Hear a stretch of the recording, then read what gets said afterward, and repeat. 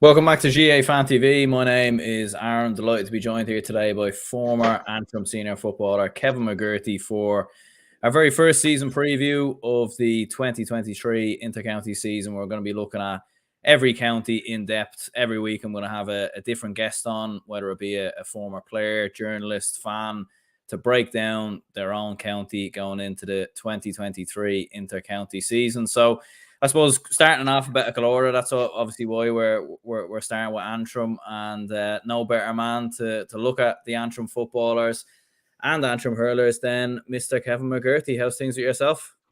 I'm great, Aaron. Real pleasure, and thanks for inviting me on. Obviously, this will be the first one. Maybe we'll be talking about football, certainly lower down the leagues, hurling maybe a bit in transition, but in terms of my own county. But really looking forward to it. Obviously, we're into the depths of winter now. We're seeing changes. We're seeing the launch of many counties' jerseys. In fact, as you talk to me, my own county has launched their new jersey, new sponsor today. So sort of that sort of wet supporters' appetite for what lies ahead in the early days of January, and then moving into the season from there on in. So, really looking forward to getting into 2023. Not only again looking at Antrim, but generally the GAA across the board, because whilst we get great fixes from the great club season, and we are having another cracking club season, really it's when the intercounty game comes alive is when most of us live for, and that's when the GA really, when we all go out and support in the summer months. So let's crack on into it, and hopefully a new season brings new heroes, new stars, and certainly for Antrim, new positives. 100%, yeah. And as you said there, I think we're all excited to see the inter-county season return. Like, I know the World Cup's kind of keeping us busy for now and everything else, but I think once the inter-county season starts back, the league starts back, and I suppose new format and everything else, like it's going to make for an interesting year all across the board. Anyways. Absolutely. I mean, as you mentioned, the new format. Obviously, it'll be the first time it's run. We had a sort of a new format last year, if you want to put it that way. They are in finals, changing from their traditional first and third Sundays back into the split season. It's caused controversy in a way, the old traditions versus those that want to see reform in the game. But you know, I thought it didn't work too badly last year. Again, we have to be honest. Our clubs are our hub of our association, and they need to be given the respect. And it may take a bit of time for this to grow in the old traditions, the split season. But look, you know, moving forward, let's just see what it had. It was a cracking year last year in both football and hurling. So, it started off well, and we'll see how the changes that are going to come in this year now in the leagues and the championships are going to work out. No doubt there'll be some teething problems, but any from my point of view, any change is good change because, as you know, we've been on other podcasts before together, and I'm very much of the view that our games are, particularly Gaelic football at the minute, is a very difficult product to sell, because of the rules, maybe, and because of the structures, because of the huge gulf and divide between the top 16 and the bottom 16 as such. And maybe that's part of the reason why we've seen Sky sign off, from this year onwards in the GA. So, we need to get changes need to be made for us to get that sort of good product out there. And look, I welcome any change. Let's see how it works. If it doesn't work, look, we can always revert back. So that's going to be a real interesting, aside to 2023 of how these changes work. 100%, yeah. Like it is going to be interesting, all right. Because I suppose with the Tailteann Cup last year in there as well, like there was plenty of good change. Like I know with the group stages coming in, there's definitely been a lot of question marks over that, and even myself would probably have a few reservations there, just with the fact that I think you're going to see three teams progressing. But as you said before, like any change is really good change at this point, because I mean, like when you see in the Super Eights and obviously how sort of one-sided a lot of the provincial championships are, like if you kind of do need some consistent change at this point, really, in Gaelic football. Yeah. Look, as you say, any change is good change. The Tailteann Cup last year, in fairness, I'll put my hands up. I know that many other GA pundits, journalists, former players, supporters would hold their hands up and say, give the GA credit, because I was one that maybe thought that would fall on its face. It didn't, in all fairness to them. And, we're the Super 8s for me as well was another interesting one. I thought the Super 8s was a decent enough concept. We had one or two. If my memory serves me right, we had one or two upsets in that. Remember, Galway beating Kerry was a bit of an upset at the time in the Super 8s. When anything that can give a team a chance, an equal chance, or maybe where we're looking for consistency over 2 or 3 or 4 games. I'd always welcome that. But as you say, going into this season, it's going to be a bit different. How managers plan for that, obviously squads, injuries. They're going to be a few more games, so how they're going to look at that is going to be interesting as well, as an aside. But yeah, change for me, any sort of change, structural change is fine. To be quite honest with you, Aaron, and this might spark a debate, and I'm happy to spark a debate. I think it's rule changes that are more concerning for me. Things like going over the halfway line, not being allowed to come back, jersey pulling, 2 referees, 13 aside, possibly these things that make the game more entertaining. So it's rule change rather than structure change I maybe want to see in the forthcoming next couple of years of Congress. 100%. Yeah. Do you think we'll ever see those kind of rule changes? Do you think maybe they will be brought in at some point?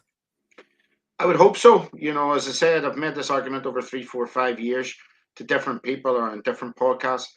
In America, the most popular sport probably to get tickets for is basketball, and that's because constantly, you know, the scoreboard's ticking. It's entertaining. It's end to end. There's a score every couple of minutes, if not every 24 seconds or whatever else the shot clock is. So that's the sort of thing where people want to go and see high intensity games, scoreboard constantly ticking.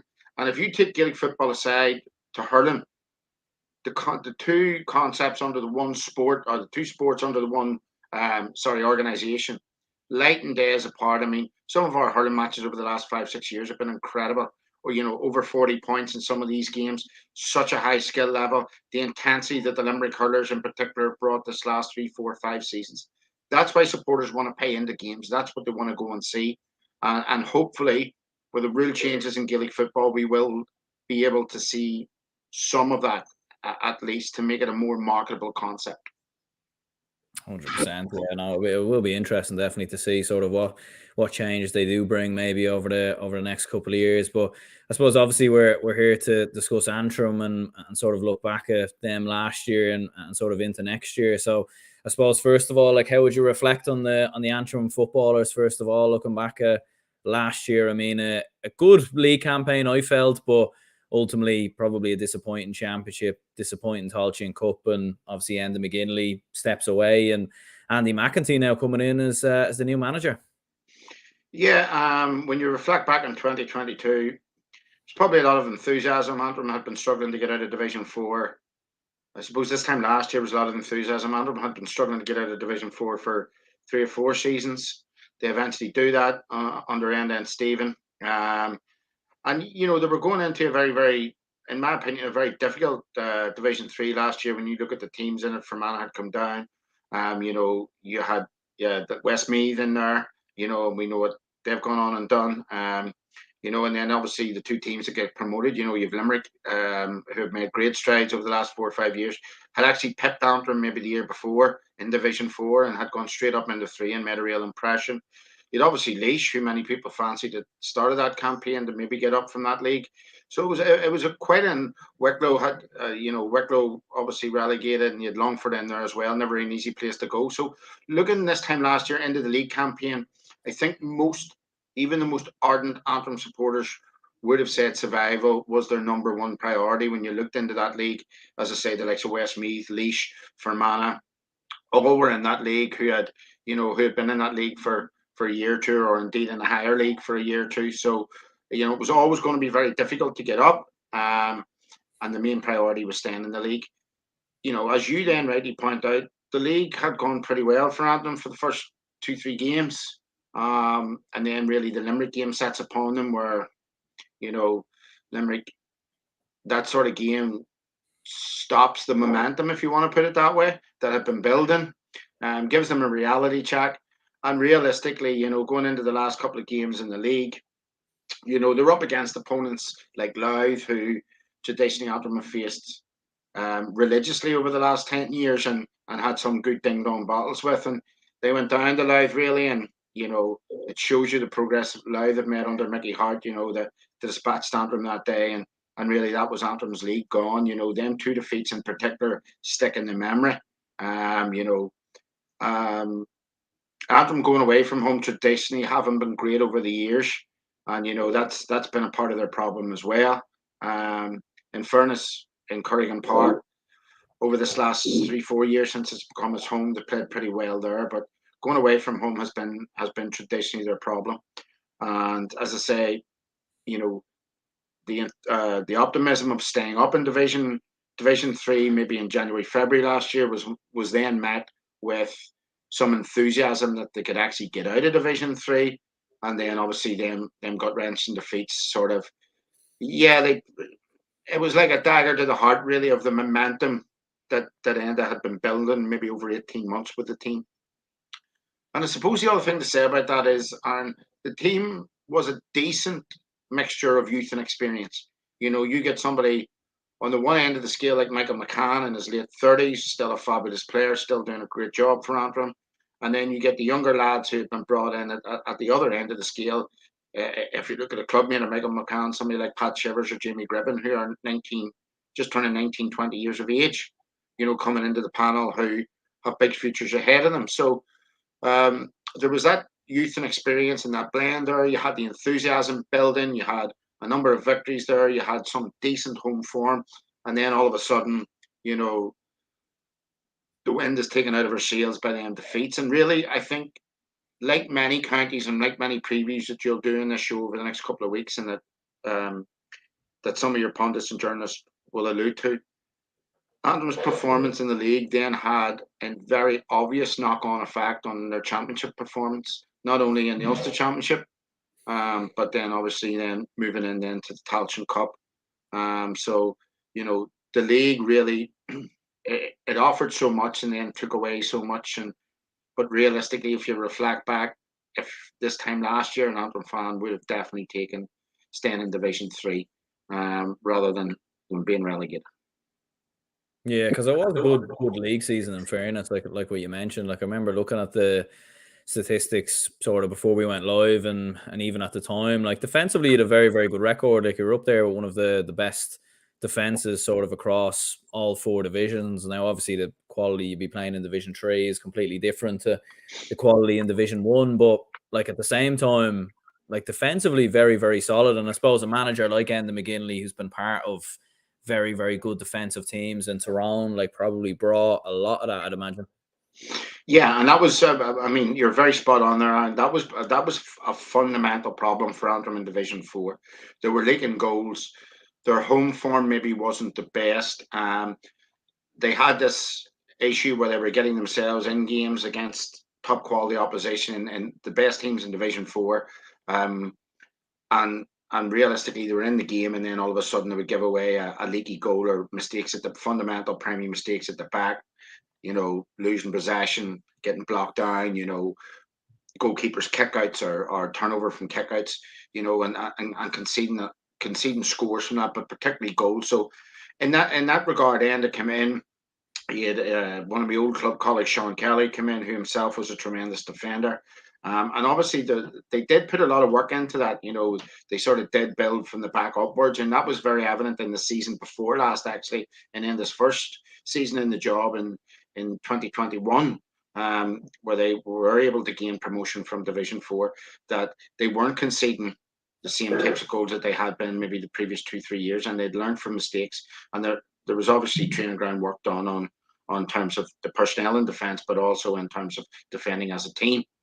On the flip side of that, then, in terms of attack, and this is where the problem lies a lot with Antrim. It was always the reliance on 1 or 2 players. I mean, we've seen the championship match earlier on this year where the reliance was on the 2 Murray brothers, for example, Conor and Ryan in particular, or an over-reliance maybe on Tomas McCann for frees.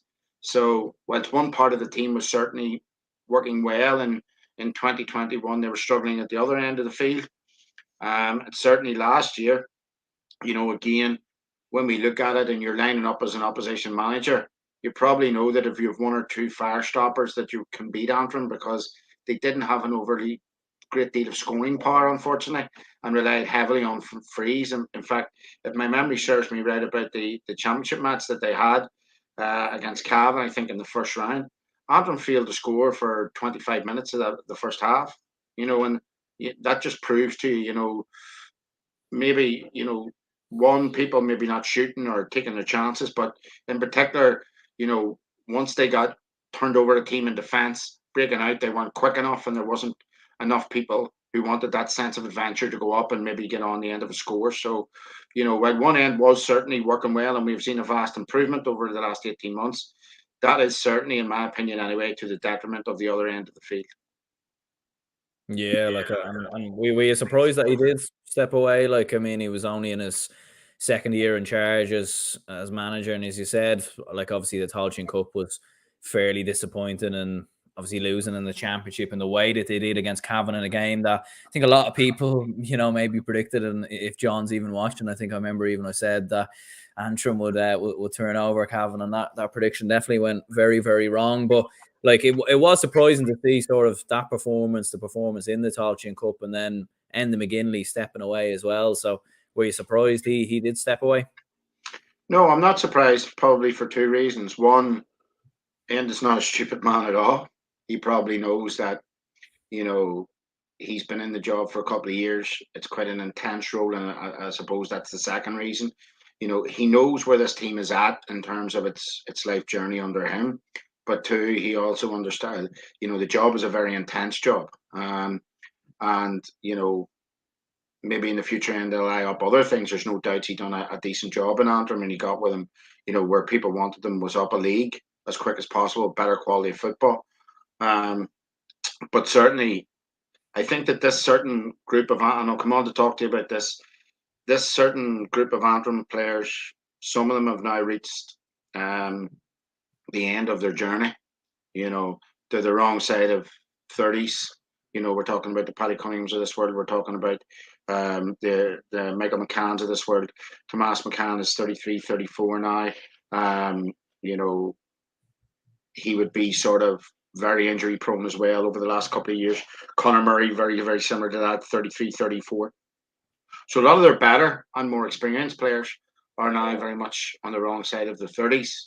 And look, if you're good enough, doesn't matter how old you are, if you're good enough, you can play. But realistically, there will become a manager, and I'll come on to talk about this, like Andy McEntee, who may come in and, opt to start to build something else. That's maybe what he's going to come in and do. I mean, maybe Andy's seen that, he's seen that some of the better players in Antrim, and I would still say that the better players now are over the age of 30, 33, 34, and they're the guys, actually, if we talk about them again, the Tomas McCanns, the Paddy Cunninghams, the Conor Murrays, the Michael McCanns, that were actually turned over the scoreboard for you. They were the guys every week when you would read in the paper that scored a point, 2 points, 1-5, hitting frees consistently. So, maybe End have seen a wee bit of that and thought maybe, he's gone as far as he can go. And I suppose you have to be honest with yourself when you're in a managerial job like that. As I say, the intense, the pressure. You're maybe out 3-4 times a week, especially at this time of year with the guys in the gym, and maybe for End of that commitment was just too big, and maybe he didn't see a lot more he could do with the resources at his disposal. So, to be quite honest with you, I'm not surprised he pulled away from it. I am equally surprised that Andy McEntee is in post. I don't think anybody's seen that coming. It came out of left field. Andy McEntee, of course, as we know, had done a couple of interviews about the disgraceful abuse that he had received in his own county. It looked as if he was going to step away from the game and nobody would have blamed him. And yet, within a number of weeks, in fairness to the Antrim County Board, they were very proactive. They went after him. And from what I'm led to believe, himself, Terry McCrudden, who's one of his selectors, JC Devlin, who's another of his selectors, have been very proactive in the last number of weeks at Club Championship. So, as Enda goes, that's the end of a cycle, an era, not an end of an era, an end of this particular cycle. And it will be the end of some of the players. I have no doubts about that.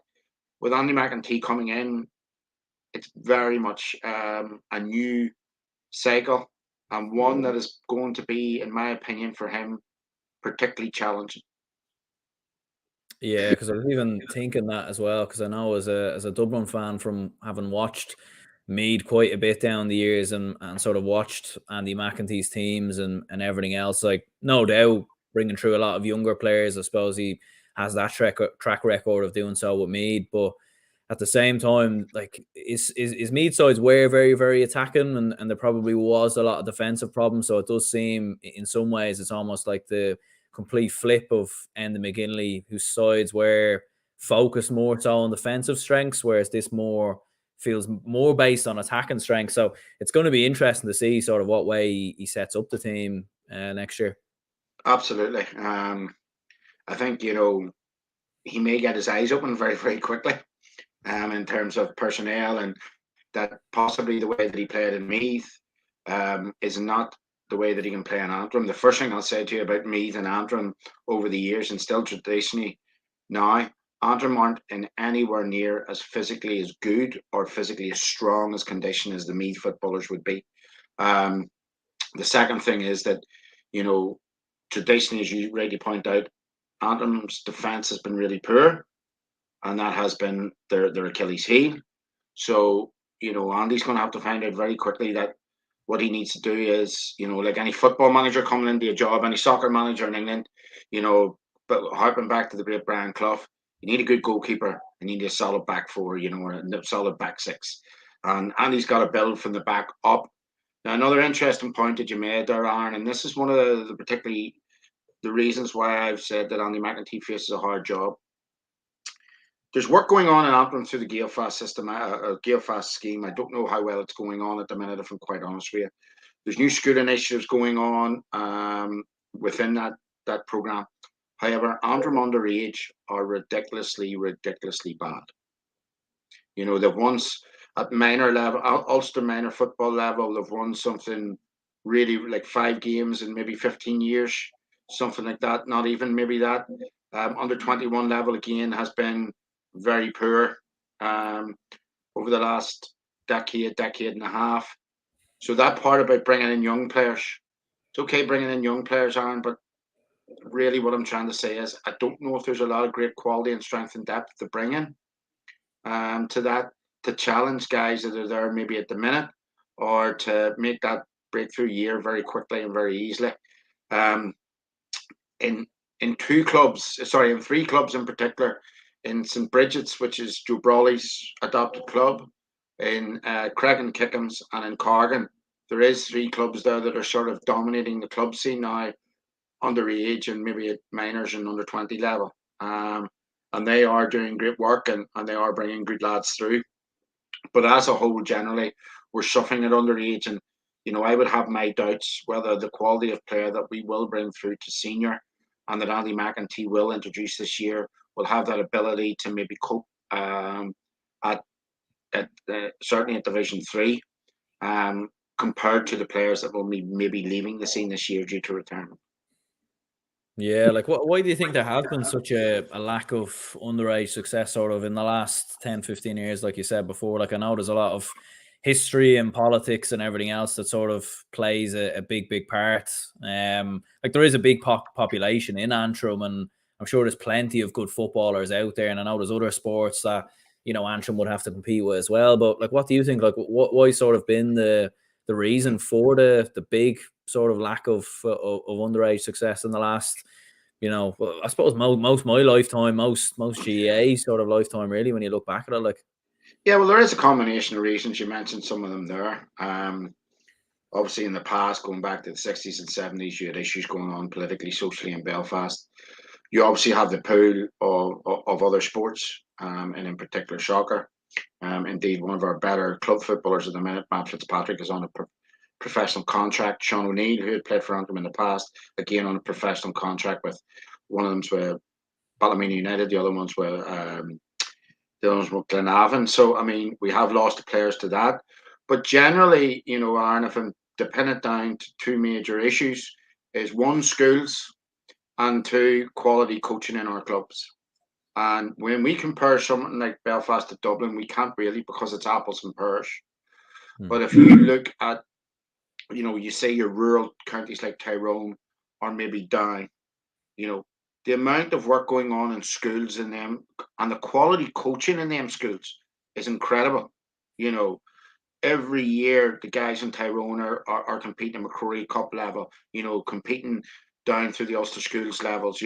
You've not one school, but you've 5 or 6. You've almost CBS quality GA school. You've St Patston Gallen. You've now you've St Cairns Ballygally. You've Cookstown, Holy Trinity Cookstown. Just to name a few. And they've all got good coaches in them, guys who played themselves, but are providing good coaching. And alongside that, they've got a good staff who's building good coaching right down through the roots. And that is complemented then by the coaching that they're getting in their own clubs. In Antrim, unfortunately, in our clubs, I certainly believe we don't have enough quality coaches. And again, as I say, in our schools are a big, big issue. Now, part of the reason why Gael Fast was introduced, and I'm not afraid to say I met the former GAA president, Porrick Duffy, over this matter. At one stage, we had a school in West Belfast, an Irish language school, a primary school, that didn't play a match or played one match all year because there was no other primary school that had a hurling team in Belfast to play them. I mean, that tells you all you need to know. So for me, it's about quality coaching in schools and quality coaching in clubs. And unfortunately, we haven't had that for a long, long time. Don't get me wrong, there is guys out there in schools and in some of the clubs, I've mentioned them, St Bridget's, Corrigan, Cragan, who are doing really, really good work. But it's few and far between, unfortunately, are. And, unlike the other counties that I've mentioned, somebody like Tyrone or down there's 12 or 13 clubs doing quality coaching. There's 4 or 5 schools doing quality coaching. So that's our biggest problem, in my opinion. Look, kids have to go to school. So, we might have a population in Belfast who are interested, who go to nationalist orientated schools or are interested in GAA, or indeed go to integrated schools or are interested in GAA, of maybe, I don't know, say 6,000-7,000. Just say that, right? How many of them are we actually introducing at primary school level to our games who don't come from a traditional GAA background? We need to ask these questions. We need to get these facts and figures out. We need to ensure that GAA and GAA sports and that the coaching that's going into schools, or that the teachers coaching in schools, are attracting these young lads, are making it fun and enjoyable. And then they're going out and enjoying clubs, and they're getting good quality coaching in clubs as well. So I suppose that's part of the Gael Fast initiative, is schools and coaching and quality coaching across the board. And I suppose we won't see the fruits of the labour of that for at least maybe another 6 to 8 years, in my opinion, because we're only 3-4 years into that, 2-3 years into that project. So it's going to take a while for that to bear fruit. But certainly the blueprint is there. The blueprint is in places like Dublin.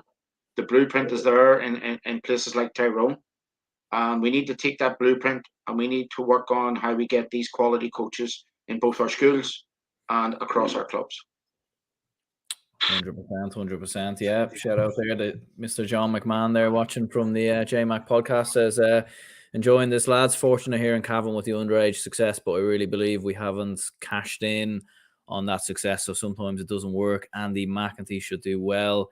Will be tough. Any younger players you think maybe that kind of caught the, as you said, there has been a huge lack of underage success, so I'd imagine there hasn't been too many, but is there any players there, or even younger players that came into the team last year that Enda McGinley might have introduced, that you think, maybe if you can keep them in around the panel, that they maybe might be some sort of hope moving forward, or what do you reckon? Yeah, there's certainly, Pat Shiver springs to mind, who plays for Antrim Corrigan, who just played against Glen.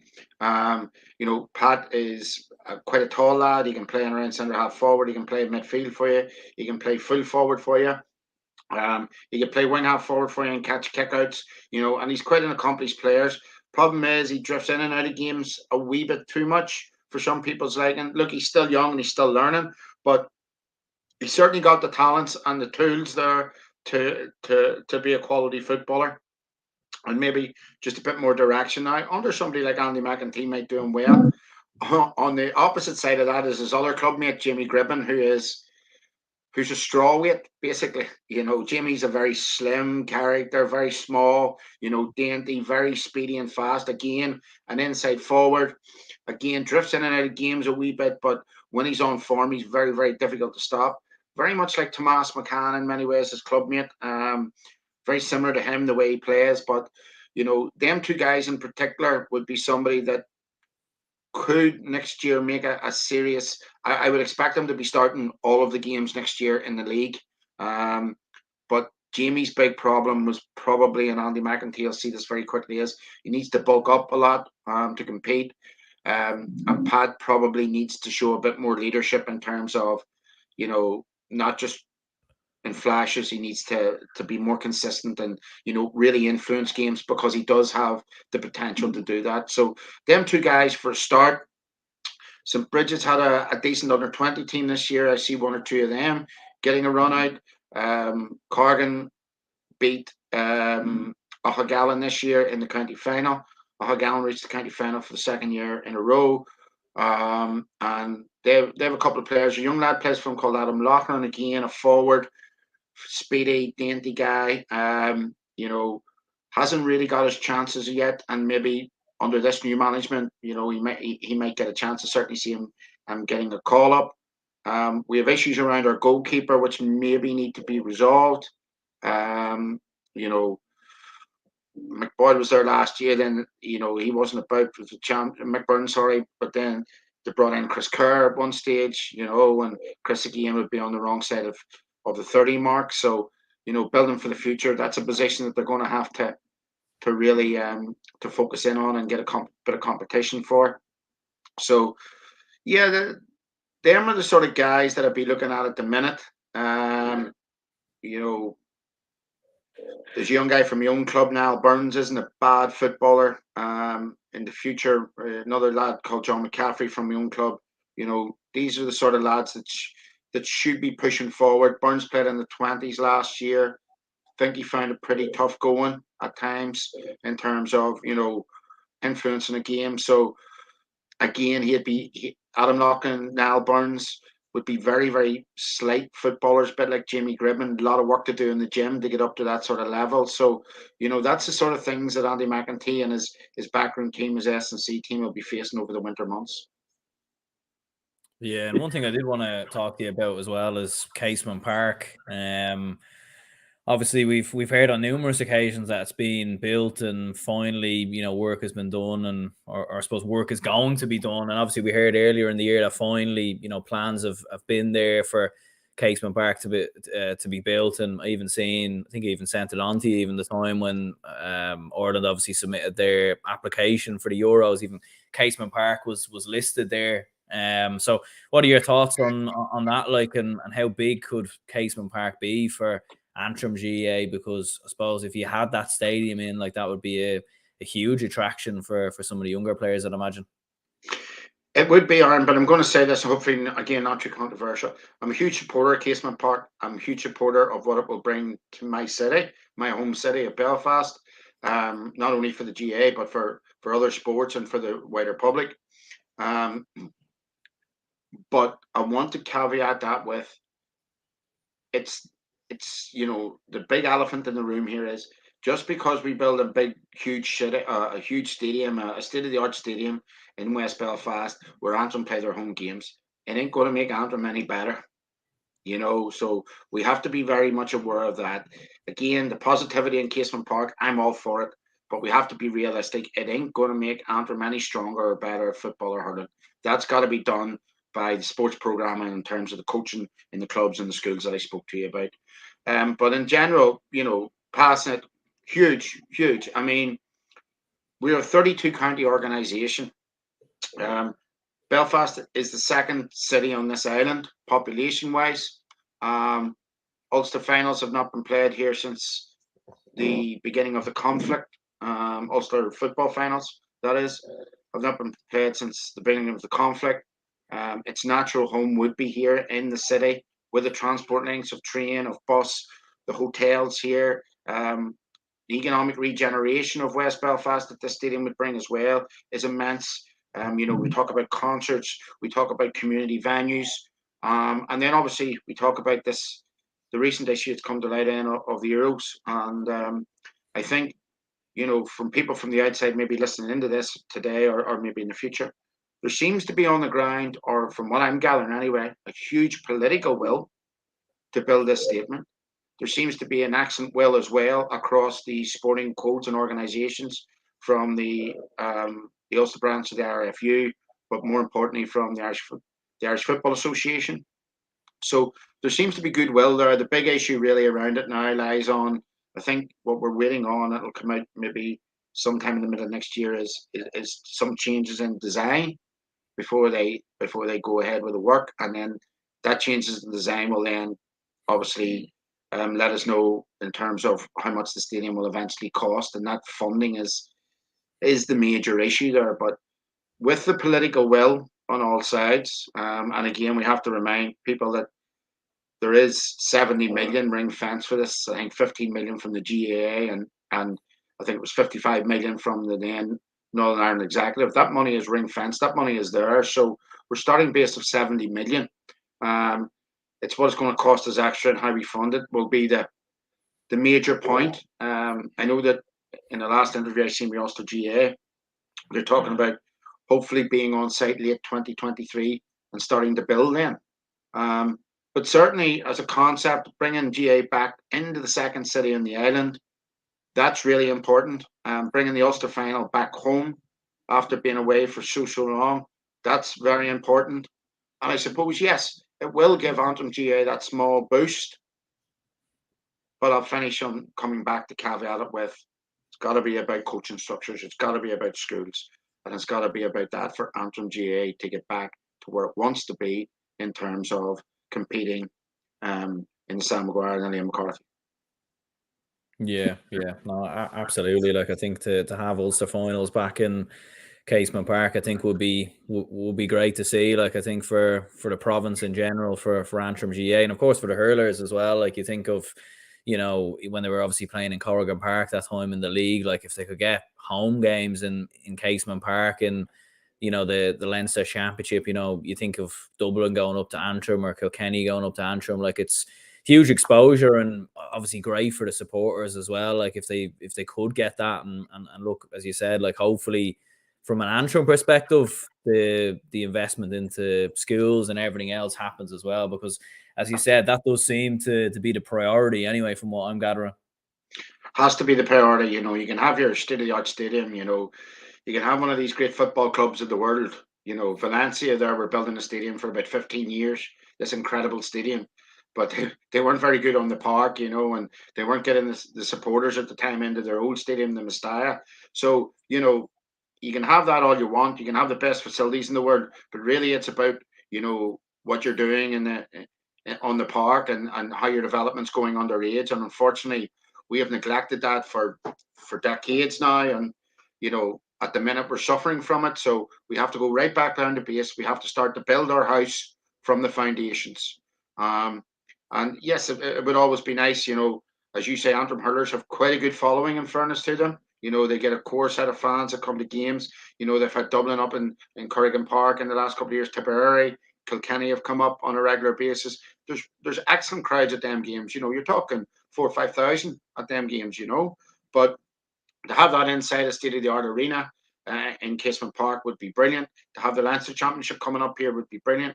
If you just think the economic impact of a game at Casement for the likes of the Dubs coming up, Belfast, also culturally and socially, what we're talking about is a new era within the city. From what many people on the island were accustomed to in the past. The city centre is very much over the last 20 years opened up.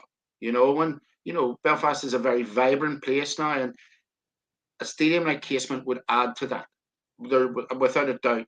And I have no doubts at all that many GAA fans from as far as Cork as Kerry would be more than willing to come up to Casement for games and to explore and adventure Belfast and the surrounding areas.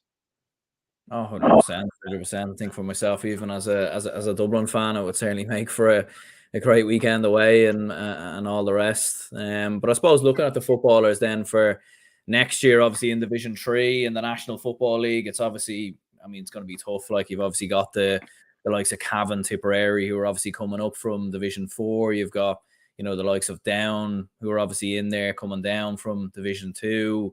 Westmeath are still in there. Offaly are in there. Like, a lot of very, very good teams. So, like, what's kind of the expectation there? Is it just to try and solidify, stay in Division 3, or should Antrim maybe be thinking further and maybe even improving on last year? No, I think you've hit the nail on the head. It would be about solidifying. In fact, truth be told, I would fear for Antrim a wee bit in that league. I'm going to say this early on in the season. In the season to come, and I'll say this on the J Mac podcast, whenever podcast I'm on. Division 3 for me next year is going to be the most interesting division. You know, you have so many teams there that are at that transition stage. You know, as you say, the likes of Down who have come down and are under Conor Lavery. You know, they're going to be getting a big spring next year. You know, Awfully under new management. You know, Antrim under new management. You know, Westmeath after what they have done last year. You know, looking to get up. You know, and then obviously the teams coming up again from Division 4, Tipperary. You know, we know what they done a couple of years ago. You know, we know what some of their top players like Sweeney can do on any given day. So that league is going to be so tight, absolutely so tight. You know, and Antrim would probably be looking to look at their home games and maybe try and target games at home. Because as I say, on the road this last maybe decade, they haven't been good at all on the road. So games at Casement Park will be highly important. But for me, it'll be a very difficult league for them. So, you know, Awfully as well, when we think about it, have, you know, the guts of an under-20 team there. You know, a lot of them guys to get through. As I say, Lavery will bring, you know, I've no doubts, in my opinion, Down are favourites for that league. Lavery will bring this level of professionalism to Down. He will get, you know, he will get a turn out of this pony without doubts. And, you know, teams like that are going to be very difficult to beat. And I can't see Antrim picking up an awful lot of points in that league. So, you know, if you were to offer an Antrim fan again, December of 2022, and talking to him in 2023, solidifying our position is probably, you know, it's probably the most realistic thing that we can hope for. Yeah, no, I think 100%, and I think with a lot of what you spoke about as well, maybe with the lack of underage success and maybe the fact that there isn't a huge amount of players coming through, like I'd imagine staying in Division 3, solidifying would be, I suppose, critical for a team like Antrim. I suppose in terms of some general predictions, like just moving like slightly away from Antrim, like I know it's obviously the 1st of December 2022, so it's kind of very, very hard to gauge exactly what sort of players are going to be coming into the bigger counties and everything else. But like, who's the team to beat, you reckon, in 2023 all across the board? I know maybe there's an obvious candidate, and we're probably speaking about them off air, but who's the team to beat in your opinion in 2023? I think we all know that Kerry are the kingpins at the minute. Whether it was Dublin a couple of years ago, it's Kerry now after last year. But I think they need to be very wary. Dublin obviously coming back with a couple of new players, obviously coming back into the scene in terms of McCaffrey and Mannion when he's back fit. And we will also see probably one or two guys introduced new to the Dublin fold, and they'll be no slouches. Then we look across again. Okay, Mayo have had a couple of, you know, whether Keegan stays or goes, but obviously losing Oisin Mullins a big kick for them. But, you know, the first year in, I expect McStay to be very professional. I expect to see a small kick out of them, you know. But the other one I'm really interested in seeing is Tyrone. What's going to happen with Tyrone? You know, really shocking, stinking year last year. You know, and obviously Conor McKenna going in the close season doesn't help them. But Tyrone have this knack of, we've seen it in the early noughties where, you know, they win an All Ireland to have a bad year and then they come back with a really strong year. So when we're looking at that top 4 or 5 teams, Galway and they're included, you know, for me, the two really that Kerry need to watch their back on are Dublin and Tyrone, with maybe a kick out of Mayo. I fear a bit for Donegal, I'm going to be honest with you. So they're the one team I fear for. It's going to be really interesting to see how Paddy Carr gets on up there with the Murphy retirement. Again, very similar to what I was talking to you about Antrim. A lot of guys in the clock. Neil McGee's gone now as well. Guys had a lot of game time. Ryan McHugh, he's still good enough and young enough to play. McBurty the same, but they've been around for a long time. So realistically, it's going to be interesting to see how they get on. I also fear for Monaghan, and I think we'll start to see the change in the guard this year in terms of over the past maybe 5-6 years, Monaghan and Donegal were always in people's top three in Ulster, if not top two. I think that'll change to Tyrone, Armagh, and Derry, to the detriment of Donegal and Monaghan. So certainly there, I think Cork is going to be an interesting project, seeing who's gone down there. Rob Heffernan going in, John Cleary in his first year in management, Kevin Walsh in there as well. Derry in Division 2. Let's see how they kick on. Great year last year, but sometimes second year syndrome can be a thing. So it'll be really interesting to see what lads they bring in this year. But most importantly, how they go in the league, because for me this year, the league's massive for them. They need to get back up into Division 1, after failing last year. And then I suppose it'll be really interesting to see how the Limerick project goes in Division 2 at the tail end of that league. Are we going to see Colin Collins again work as Marigolds? As I said to you, I've already spoke to you about 3, so I'm not going to harbour on. But for me, Down are the team to look out for there. Down and possibly a rejuvenated Westmeath and Offaly are the 3 teams really there. And then obviously in Division 4, well, look, with the embarrassment of riches to have, something's got to happen with Laois soon. Really has. So you'd be sort of looking at Laois, possibly Wexford maybe doing something, and Wicklow again there. So they're the sort of teams I'm looking at, Aaron. And there is obviously a lot of subplots to this season. Obviously, new managers coming in, Tyrone, Donegal, as we spoke about, how Derry perform in their second season, how Dublin bounced back. So all of them things are great stories, and I have no doubts that once we hit the league running, that we're going to see another competitive season. Yeah, and I was going to say to you or ask you even about, surprise packages or whatever, but I suppose you kind of mentioned a few of them there. Like, you think Down even might maybe cause one or two surprises, or even looking at the grand sort of scheme of things, like when you looked at Derry last year sort of come through the ranks, in previous years, you've obviously had Tipperary pull off shocks, Cavan pull off shocks. Obviously, they're few and far between, and they're very, very hard to predict, hence why no one, very rarely does predict them. But is there any teams there that you think maybe could cause probably one or two shocks maybe in the new year? Down are an interesting one because Down are very much like Derry in a way. They've got a good school system, good coaching and clubs, competitive enough club scene, in terms of, you take Kilcoo and Burn out of it, everybody's sort of on an equal level. One of the big problems with Down, bar Conor Lavery's under 20 team, not last year, but the year before, Down have had a really poor run underage, really, really poor. So again, a bit like Antrim, Connor's coming in with I don't know if his base is as strong as he needs. He also needs to work a lot on his defence. Down have been defensively very, very poor over the last 2, 3, 4 seasons. And that's, when you look at Paddy Talley has gone to Donegal, to Carrion getting reviews. He wasn't down for a couple of years. And the problem probably there was he didn't have the personnel maybe to do that. Again, there wasn't buy-in from the Kilcoo players. There will be buy-in for the Kilcoo players under Lavery. And the thing is, Down have this tradition, and they always have a shock in them, always.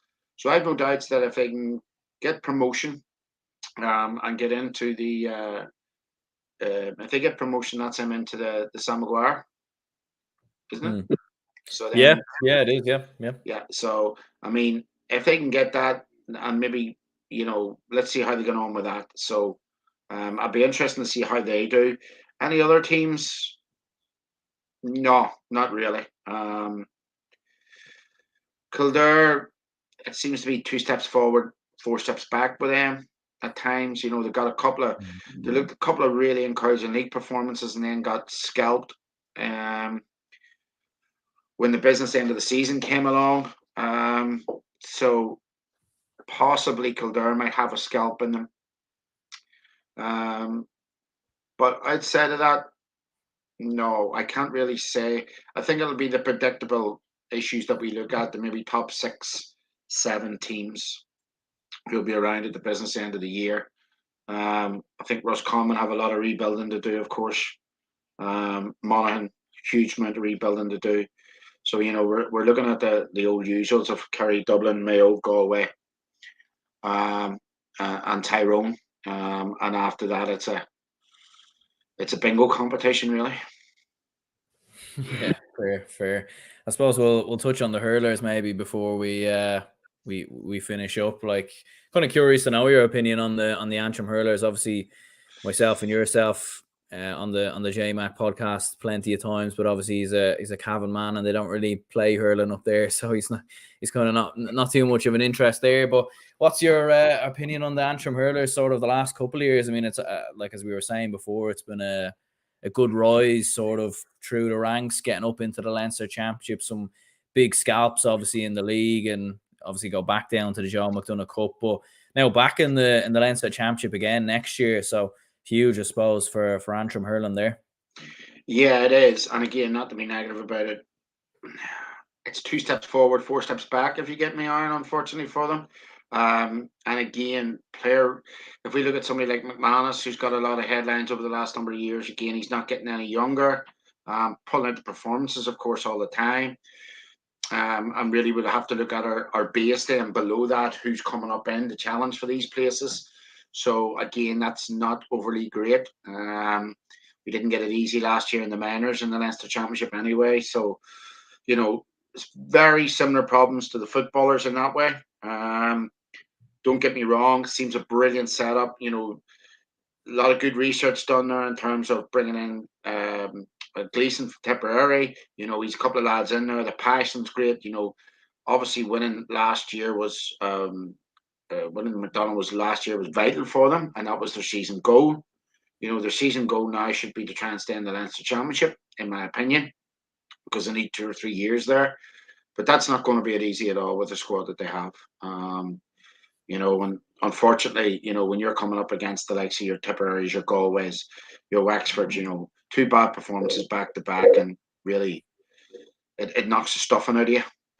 So their league's going to be vitally important to them. But my big problem would be that it always seems to be 2 steps forward, 4 steps back. They seem to be that yo-yo team themselves, Offaly, Westmeath to a lesser extent, always jumping from the McDonagh up into the Liam McCarthy and then back down again. To have that consistency, we need them constantly in the Liam McCarthy.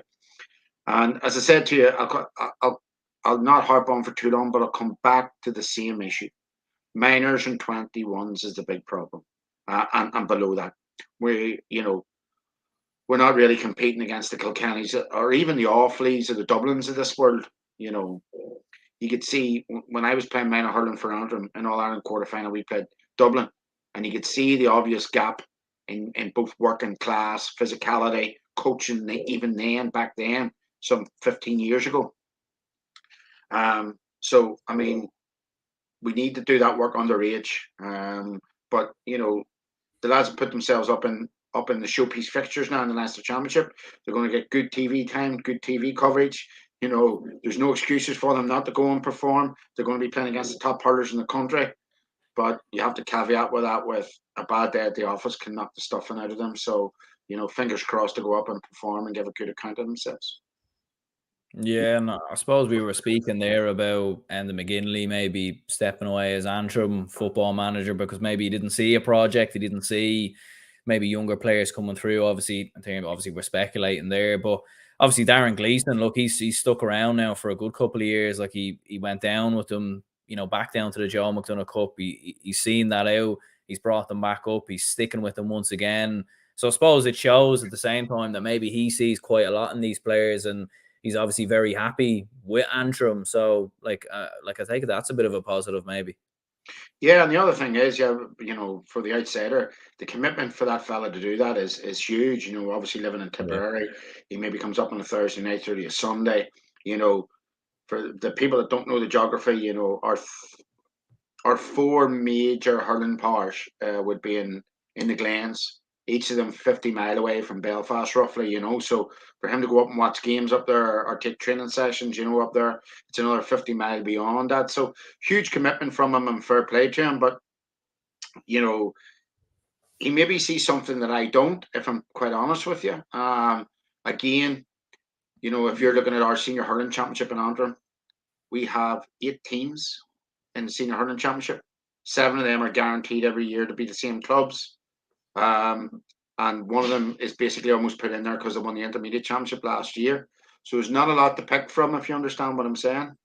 And, you know, we haven't had, in terms of those that don't know this as well, Rossa won a hurling championship in 2003. And before that, the last club, the city club, to win a hurling championship was in Rossa again. I think it was 1989 when they went to the whole way to the All Ireland Club final. So, you know, the city has had two winners of the Antrim Senior Hurling Championship in almost 40 years. You know, so it shows you the work that needs to be done in the city. And, you know, there is good people there, Mickey Johnson, St. John's, you know, Jim Close, guys that got at Rossa, Sean McManus at Rossa. They're putting in the work every year, but unfortunately, you know, their numbers are small. And as I say, we're not producing good underage teams in Antrim as a whole.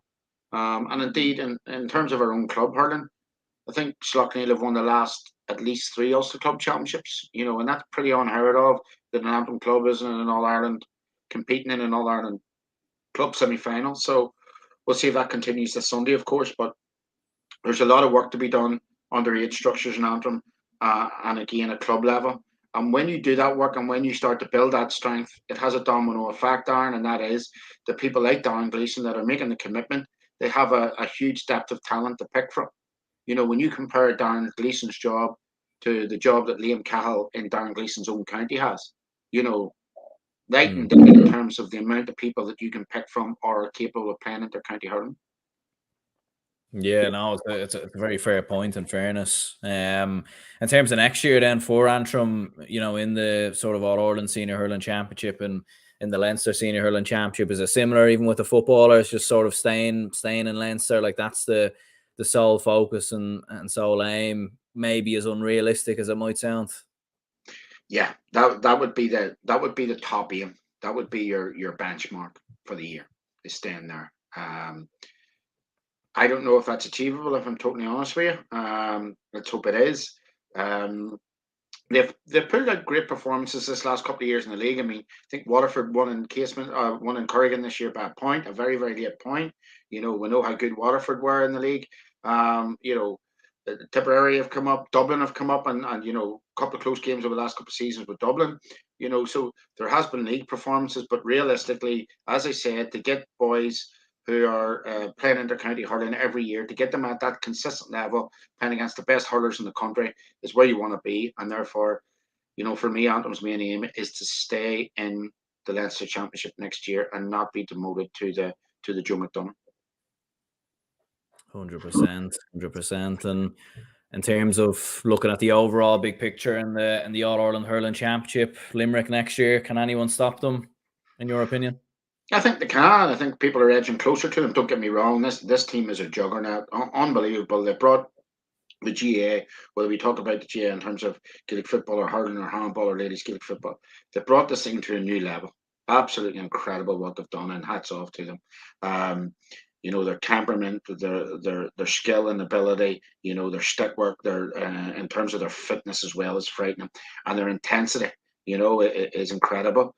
But I certainly think that when we look at, you know, Galway coming again, possibly, when we look at the changes in Cork, and when we certainly look at Tip, you know, who last year were a huge letdown.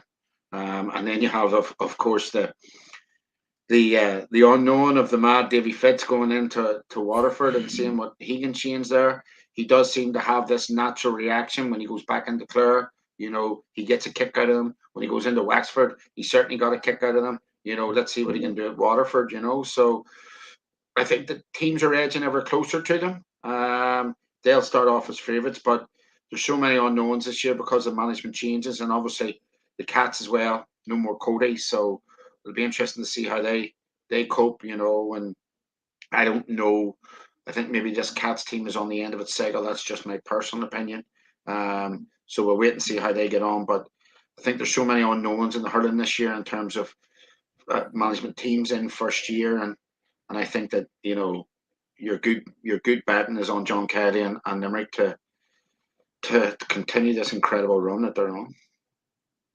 Yeah, like I think you'd be a madman to bet against them at this stage after what they've achieved the last few years. Well, look, Kevin, much appreciate you jumping on. Very much appreciate it. And well, yeah, sure. Look, best of luck anyway next year for Antrim. I'm sure I'll be speaking to you between now and then, anyways. And yeah, hopefully, anyway, Antrim can pull off a few scalps here and there once it isn't against the Dubs in the Leinster Hurling Championship or anything of that nature. Hopefully so. Hopefully the rest of the guys, your journalists and your pundits and your players you have on from the other counties alphabetically below us, are not as negative and have a lot more to look forward to. Brilliant stuff, Kev. Good man.